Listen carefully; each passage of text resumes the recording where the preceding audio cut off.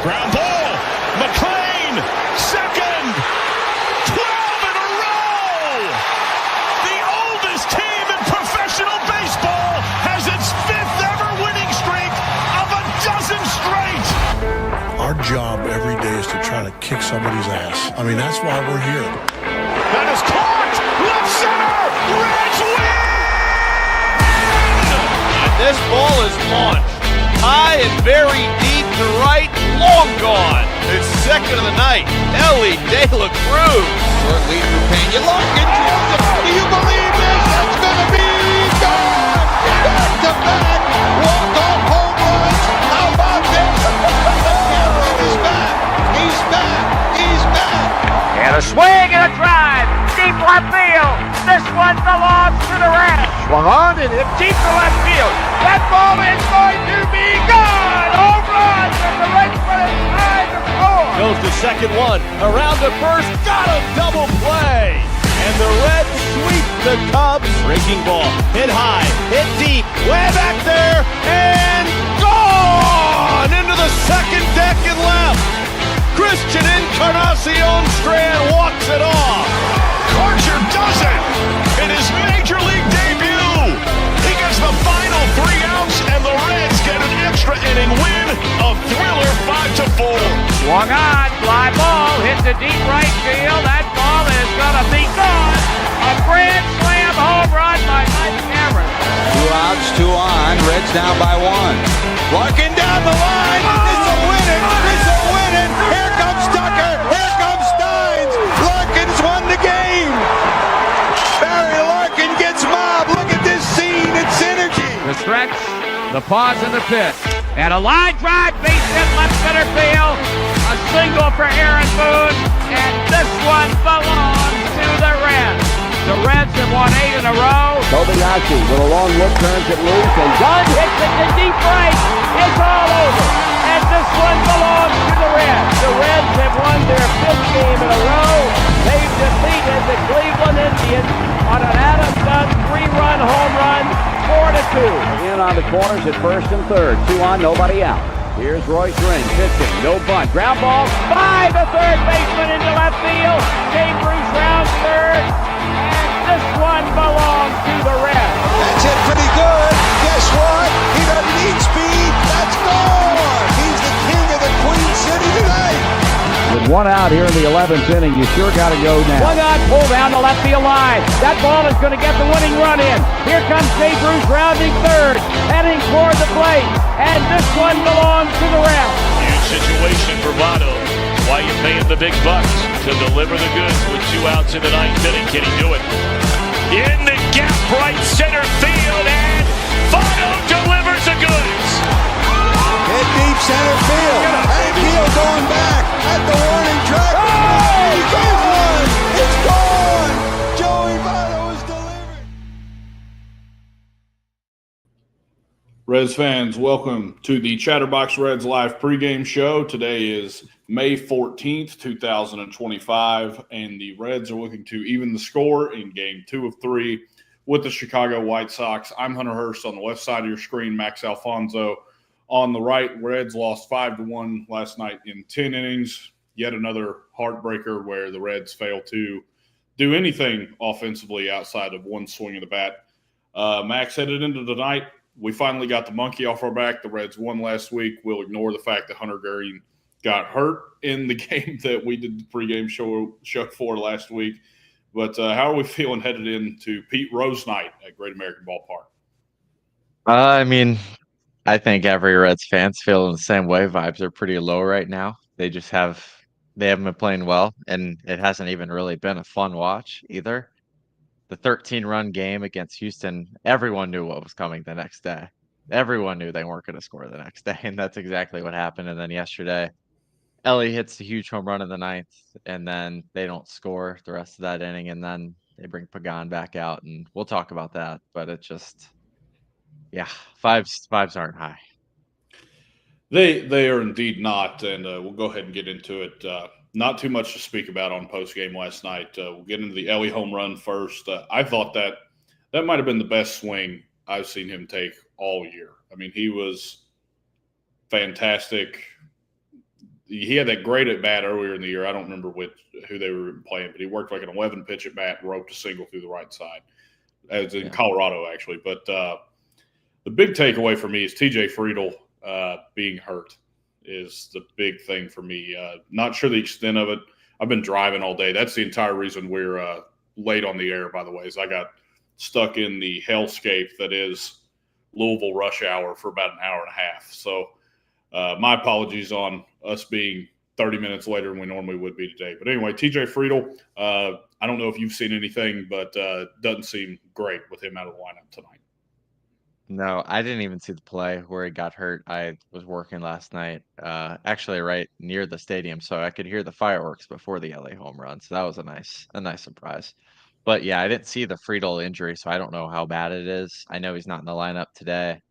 Doesn't really seem like, anyone really knows right now. I think I think Charlie Goldsmith tweeted it's a bone bruise or something like that. So yeah, I mean it would hurt to lose him. At the top of the lineup, but got Gavin Lux up there today, who I think might be a better leadoff hitter just because he works counts so well. So we'll see. Yeah, well, my opinion, we'll get into the lineup here in a little bit, but your best option hitting leadoff is right there in the 3 spot. But to each their own. At some point we can blame Tito all we want. Players got to play better. Blame the front office all you want. I mean, they put these guys on the field to do something, and they are just simply not doing anything at the plate for 8 out of 9 innings in a game. It feels like, they gotta play better. But moving into the starting pitching matchup, Nick Lodolo on the hill tonight against Davis Martin for the Chicago White Sox. I'll go ahead and do Lodolo 3-3 on the year, a 3.32 ERA. That's right in line with his FIP. It sits at a 3.69. 38 strikeouts on the year for the big left-hander. Last start was a beauty. 6 innings pitched, gave up 2 runs on 5 hits. That's 7 strikeouts. Even fly balls to ground balls had 8 apiece. Pitched to a no decision in that game. Reds lost in 11 innings down in Atlanta. So not too much to say. Main threats against him. Luis Robert is 1 for 1. No other Chicago White Sox has a hit against Nick Lodolo. In my opinion, this is a chance for him to have a start like the one he had in Colorado, which was his best start of the year, maybe best start in the last 2 years. 7 innings with 9 Ks in Denver. What are you looking for out of Nick Lodolo tonight? Mainly for me, it's just for the Reds not to waste another good start. I'm looking for innings. Last night they used a lot of guys. Ashcraft was used, Santillan gone twice.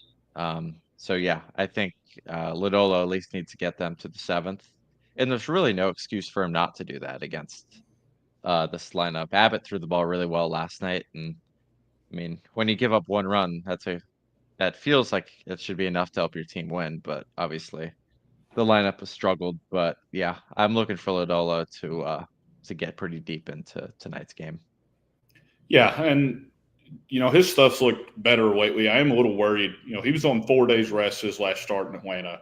The last time that he was on 6 days rest was the Seattle start, where the Reds end up winning, a thriller in Austin Hayes' debut.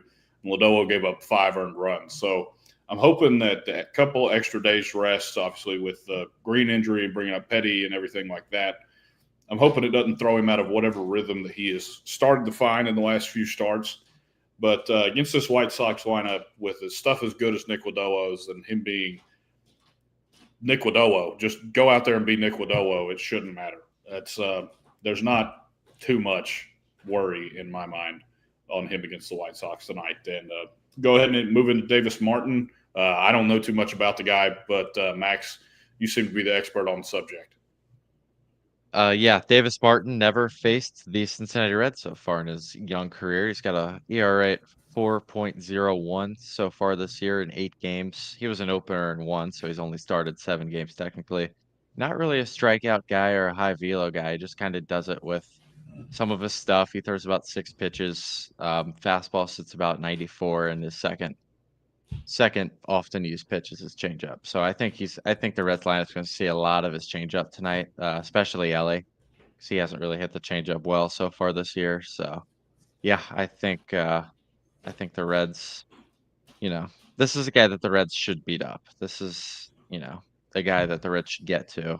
But guys only hit 214 against his fastball this year, which is interesting that it only sits 94 and guys aren't hitting that well off of it. But we'll see. I mean, right now, I don't know if it matters who's starting against us. It seems like they just kind of have their way, unfortunately, unless you're Lance McCullers Jr. Yeah, unless your name's Lance, it's tough. Yeah. Tough going for the Reds right now. Here's the lineup he'll face. Gavin Lux will bat lead off. Santiago Espinal in the 2 spot once again. He will sort of flip-flopping with McClain there, who bats 8th. Ellie in the 3-hole. Austin Hayes DHs today, bats 4th. Spencer Steer 5th. Jose Trevino bumped up to 6th in the lineup. Will Benson in center bats 7th in the absence of TJ Friedel. Matt McClain doubled last night, and he will bat 8th. And then Reese Hines rounding out the lineup in the 9 spot. For me, takeaways from the lineup, Gavin Lux in the leadoff spot, like that a lot. Comes up, big league ABs, whether he gets on base or not in the bottom of the first, he's going to have information for the guys behind him. Santiago Espinal, major league hitter. Ellie De La Cruz, I think he kind of needs that information unless he's going to do what I want him to do, which is go for the ambush tactic. A lot of times he's not getting first pitch fastballs, but he's getting hittable off-speed pitches in the zone. So if he knows that a guy throws a changeup a lot, especially to work off a fastball that isn't 100 miles an hour, and he gets a changeup he thinks he can destroy in the zone, just let it loose. That's really what I'm looking for from Ellie, is for him to get back to the guy that's not passive at the plate, because I feel like when he's at his best, he's just in attack mode. So why not, if you get this off-speed pitch that you think you can crush, just let loose and, see what we can do. Hopefully there's no anger at him for not trying to poke one through the infield in the 9th on a hanging sweeper directly down the middle. But, just ambush it, see what you can do, and let's try to put some pressure on this guy early. Yeah, it does seem like a lot early time in early counts. They'll just dump a breaking ball up there and Ellie will just kind of watch it just so he can, get deeper in the count, because that's what a lot of people want. And I want that as well. I want him to work counts and, walk more and get on base. But it does seem like he's lost a little bit of the, the free swinging power electric shortstop. And maybe last night was something that'll get him back into it. He had 2 good swings last night. One of them was just short of the track, and the other one, I think that ball is still going. He hit it so well out to right. But the lineup tonight, I do like Lux leading off. They seem to, in the 2-hole, only hit Espinal or McClain. So I guess just do a coin flip and go from there. It'd be nice if Hayes could get going again. Steer, I don't know why they keep hitting him so high. He just hasn't. It's a month and a half. We're nearing 2 months of Spencer Steer being a below average baseball player. We've talked a lot about McClain struggling. Steer has been, equally as bad, if not worse. He has not been good at all. He's played first most of the year because his shoulder was injured, so he could only DH, and he wasn't even hitting his DH. So just disappointing, I guess, to see him hit that high. But like you said earlier, it just comes down to playing better. Tito can only do so much with the lineup, to where it just comes down to the guys hitting better. McClain down at the I kind of agree with Nathan. I like the bottom 3 of the lineup tonight. McClain, I think, has been hitting it a little better. Nothing so far where I'm like, man, he's hot. But happy to see Benson in the lineup and Reese Hines. Maybe one of them can, get into a ball tonight. It's nice to have guys in the lineup that have the ability to homer at least. Yeah, and speaking of the bottom 3, I wouldn't have mind if you just fully flipped the bottom 3, 7, 8, 9 with 4, 5, 6. I'm not going to be too upset there. Maybe you're putting a little too much pressure on a guy like Will Benson or McClain with the struggles he's had in the 2-hole. But if we're going to bat Ellie third and he comes up with 2 outs and gets on base, he's the only guy on base. Austin Hayes is currently struggling since coming off the IL. I think he's 1 for 14 or something like that since he came back. Will Benson, great power. Reese Hines, great power. Matt McLean, we know what he can do, and had that hard hit double last night. Looks like he might be turning a corner out of the slump since he went on the IL early on. Why not get these guys that can hit the ball out of the ballpark? Why not give them an opportunity where there's a guy like Elly De La Cruz on base and they can, just get into one and knock the hell out of it, and it leaves the yard, and all of a sudden the Reds are up 2-0 or up 2-1, or they're battling back, get some momentum. That's kind of the way that I see it with the lineup construction. Obviously, Spencer Steer, I believe dating back to last April even, he's hitting around 235, and he's not a great career hitter against right-handed pitching, but I need him to be serviceable. Batting fifth, I need you to be more than serviceable in my mind with, Elly hitting in front of you and Hayes hitting in front of you. You need more out of that corner spot in the infield, and the Reds currently aren't getting that. Who knows how close CES is to coming back, and who knows what he's going to do when he gets here. Is he going to be swinging at pitches at its eyes and the top of his feet, or is he going to have any plate discipline? So if you're going to bat Steer fifth, you're going to need a hell of a lot more out of him than what you've gotten so far. It seems like right now, maybe this is Steer's chance. Like, this is because Candelaria is going to come back eventually, whether that's positive or negative. He's coming back, but CES, like you said, will be back at some point. Marte, I don't know the timeline there. I'm hoping to have him back by July, but because it's an oblique and I don't want him to push that. So I don't know. Right now might be Steer's best shot. Seems like they're giving it to him because who else is going to play first here? I mean, they were giving Espinal run at first, but they don't seem willing to put one of the catchers at first. So seems like Steer's chance. Yeah, and it's his chance. We'll go ahead and we'll move on from the Reds lineup. We'll end up talking about them later. These guys have never faced the pitcher on the mound. Again, we said Davis Martin has never faced the Reds before, and it's kind of a young career. So, they have the information on him. He's got I think a 4.7 ERA on the road. So at some point you got to figure it out. And why not tonight? It's Pete Rose night. You got to get a win at some point. I'd rather them do it, tonight than tomorrow. And the streak still stands. The Reds have not won a series that they lost the opener in since June of 2023. That's so bad. Maybe we're the spark. Maybe we are. We'll get into the White Sox lineup here. Leading off for shortstop Chase Meadroth. Hopefully that's how you say it. He is the 8th ranked prospect for the White Sox, according to MLB.com. Miguel Vargas hitting second. Edgar Caro hitting third. The young catcher who can really hit. Luis Robert Jr., a big trade target in the eyes of a lot of Reds fans, hitting fourth. And then Andrew Vaughn, Lanian Sosa, and Tim Oko DHing. Brooks Baldwin and journeyman Michael A. Taylor in right field. What scares you about this White Sox lineup? The fact that they're hitting in Great American Ballpark. That's the best I can give you. I mean, I'm pretty sure it was Miguel Vargas last year that got traded to the White Sox and was seen crying. And that's the guy that ropes a 3-run homer off Pagan in the 10th last night. No, obviously, Luis Robert against the lefty, it might have been – he may need to change the scenery or whatever, but this guy still, when he connects with the ball, on the sweet spot, it's going a long way, and you're probably going to have to get a new one from whoever the home plate umpire is tonight. I just want Nick Lodolo to get just a perfect first inning. We'll work off that. I don't want there to be any traffic in the first to face Robert, who's, I believe you said, is batting cleanup. Have him lead off the second. That's fine.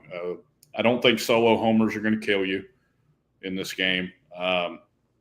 Just go out there, use your changeup, try to use the put away breaking ball, and have fastball command. That's really what I'm looking for from Lodolo against this lineup, because we're not exactly talking about the 27 Yankees here with the 2025 Chicago White Sox.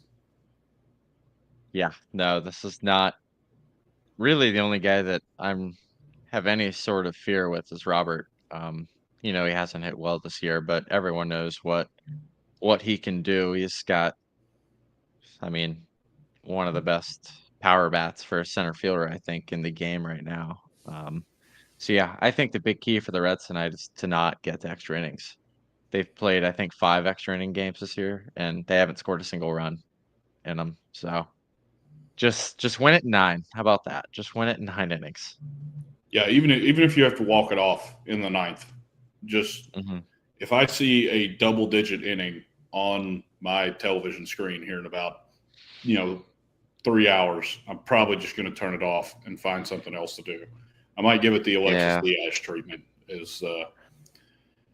That just might be the play from now on. Getting to bullpen usage, obviously Pagan. Why is he throwing 2 innings last night? That's beyond me. You had the off day on Monday. I know Tito had the conversation with, I believe it was Barlow in Houston, where he had thrown 20-plus pitches back-to-back days. He's been using a ton of these guys in spots that he has said, like, I don't want to have to use them as often as I have, but that's kind of been the way of the world as of late with this Reds team, especially without Hunter Green.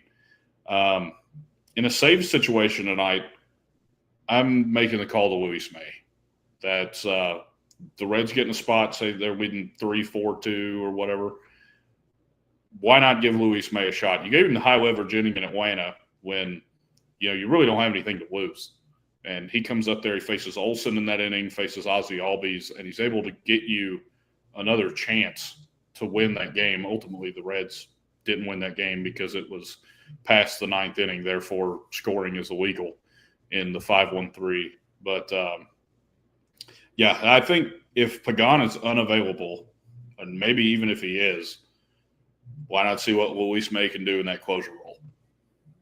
Yeah, I would love it. I mean, stadium's going to be buzzing tonight. It's going to be a huge crowd. I don't know, could be a little bit of back to the Chapman days of a guy coming in there who's built like a Greek god throwing, 102. So I think it'd be cool. I think stadium would be buzzing. Yeah, I'd rather see that than gone. So, yeah. Yeah. Again, a guy I'm really expecting, especially if Lodolo if he can get you maybe just into the 6th, like a 5 1/3 type deal. Lyon Richardson, I think, can bridge a gap for you on a night where maybe you don't have the horses that you normally would go to if you have a lead or it's close late, such as Ashcraft and Santillan. I think Lyon Richardson, outside of the decision to throw a fastball to Marcell Ozuna, has just been fantastic. So I'm looking forward to watching him pitch tonight, especially it's going to be a big crowd over there. I mean, people have been lined up since I believe like 3:00, and we're 20 minutes from first pitch. Left-handed option, you got Rogers, and I think Barlow's available as well. You really would like to see Lodolo get you to the 7th, as you said earlier, and if not, you've got to have Richardson bridge that gap, or the Reds might be in trouble.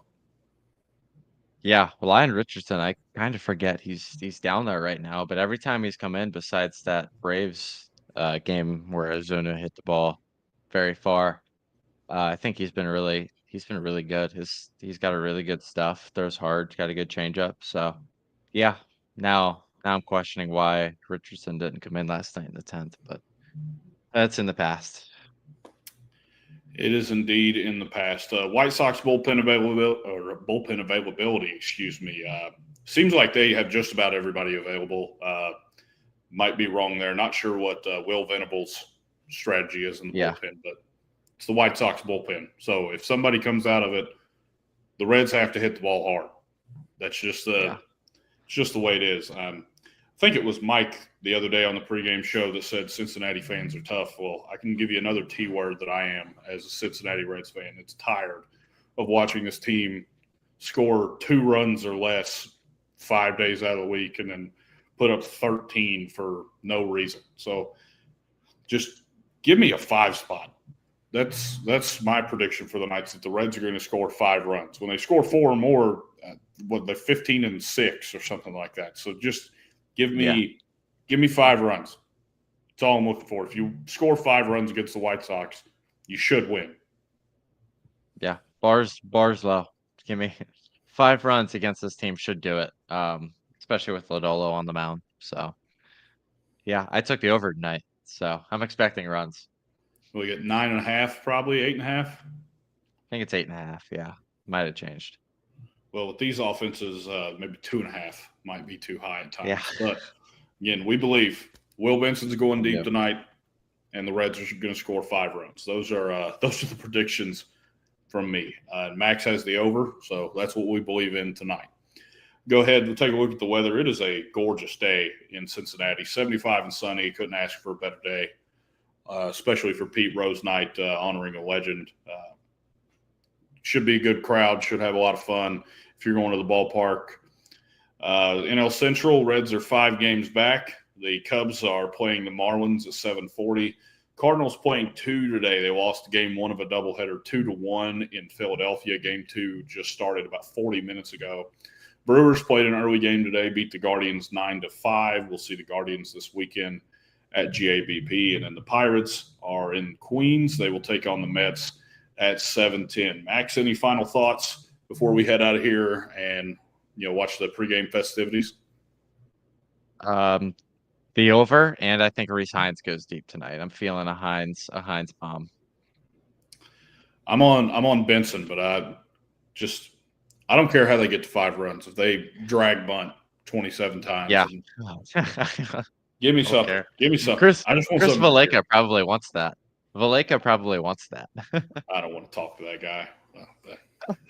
To each their own. Reminder to watch the post-game show. Again, like the stream. Want to thank everybody for tuning in. Sorry we were on a little late today. You can blame me. Don't have to blame Trace, Kirby, Max. That's all on me. Hand up accountability on that one. That's my fault. I believe it's Trace and Nick on the post-game show tonight, so tune in. They'll be live in the 9th inning. We appreciate everybody watching. Hopefully the Reds pull out a victory tonight. We'll see you next time. For Max Alfonso, I'm Hunter Hurst. Go Reds.